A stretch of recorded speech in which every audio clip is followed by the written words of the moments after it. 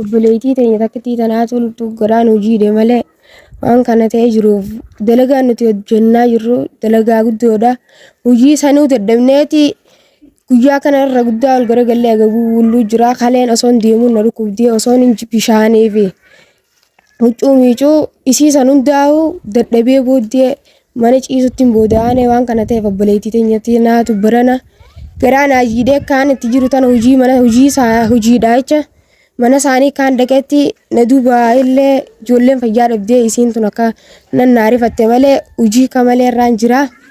Kana gubbaadhaan rakkoo tana gubbaadhaan manni kunillee halkan osoo rafanii ijoollee tanarrallee jigee dhiyoon tana isillee haakimallee na hojjigee isitee gargaarsa qaanta buustee rabbii isitti haakannu isinillee rabbii isinaa milkeessu waan kana ta'eef isii tana hundaa'u waan na gargaartan rabbii jecha na gargaara abboleeyyan kuyya guutuun akkana jeetiin himadhaa immoo deebitee ijoolleen guutuun akka malatti wajji jiraachuu jira.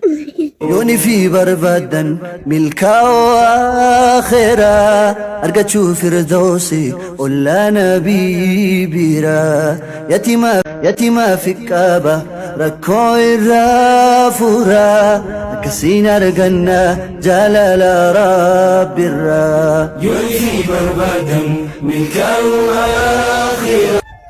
السلام عليكم ورحمة الله وبركاته. الرا يسون قبل جسودا بنام نفودون تين يتيم برد فني يتيم نكون أهالن كابو أبان كابو هن ناكم أقرتن مجيون تنا قفا برجراني مجيون تون اليوم تنا عند دلجا جولي تنا بجتي دلجا نتاني بكا دلجا ومناولي دلجا جرتي أكسماس خلين دكوب دين سبب دلجا سنراهن كيجو دلجا دلجو تدبدي من قلتي تشيستي جرتي إلمان وأجابو guyyaa takka odoo nyaata nyaanne saadii damee afur odoo nyaata nyaanne keessatti buluu danda'u jiran jechuudha.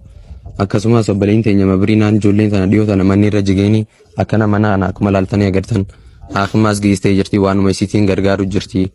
Kunnoo ammaan tana egaa dadhabnee jirra fuula keessan dhaabbannee isinitti himnee jirra gargaaraan biliis Oromoo. Yooni fi barbaadan milkaa'oo akhiraa argachuu firdoo. Yooni fi barbaadan milkaa'oo akhiraa argachuu firdoosi ollaa nabii biraa yatimaa fi qaaba. Assalamu alaikum warahmatullahi wabarakatuh. Hordoftoota ilmaan musliimaa hundinuu akkam jirtan nagaa isin jecha har'aan tana gammachuu isinitti himuudhaaf hin dhufne. Wanni fuula keessan dhaabbachuu jiruuf ijoollee tana akkuma agartan haadhan qabanii abbaan isaaniillee sammuun tuqameetti jira. Saniifuu ijoolleen tun mana akkuma agartan mana kana keessa jiraachuu jiranii waan nyaata waan dhugan qabanii duraan dalaganiiti huccuu miicanii bishaan guuranii jiraachuu jiran. Saniifuu muyyoo tanallee dhukkubee tokkotti boodarra dadhabdee jirti. Gargaarsa keessan barbaaddii Oromoo ta'e bira dhaabbaddaa wallaahi akkan taasisuun nabii wallaahi hedduu takka nama rifachiisa isin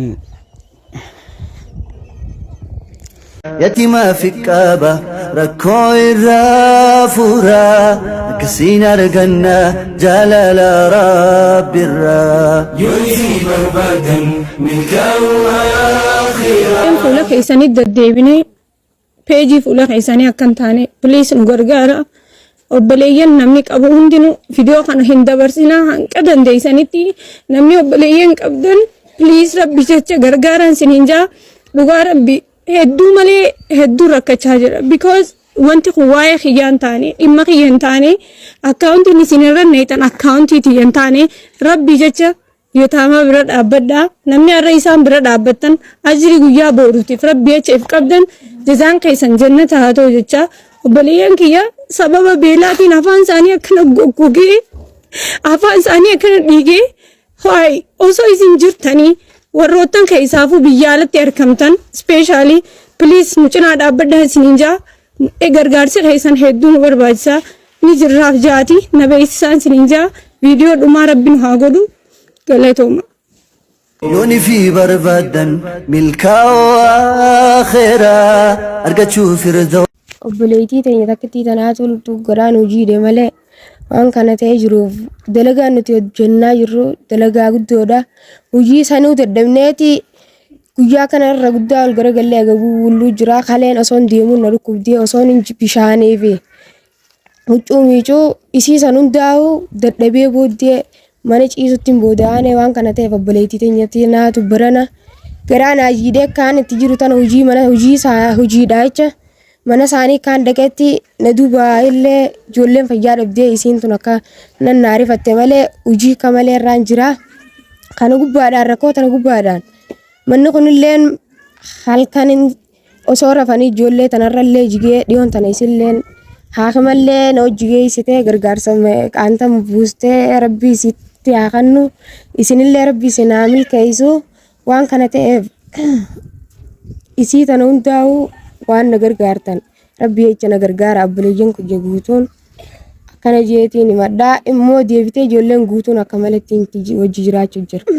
yooni fi barbaadan milkaa'oo akhiraa argachuu firdawsi ollaa nabii biraa yatiimaaf egaa obboleessa kiyya obboleettii tiyyaa ati gosa feete nyaattee gosa feete dhuydee uummata shukulee marbeel ati gaastiriikii na jira sukkaraan na jira jettee gosa feete nyaattee gosa feete dhuydee jiraachuu jirta gosa feete uffattee gosa feete firraa dhiiftee jiraachuu jirta jechuudha. Baankiin rabbiin addunyaarra si kaa'e nigdi baankii fi awaash baankii osoo hin taane baankiin addunyaarra rabbiin si kaa'e hiyyeessa namni haadha hin qabne nama dhagaamamni beekta. Keessattuu namoonni haadha hin qabne hundi keessanuu hiyyummaa maal akka nama gootus ni beektan.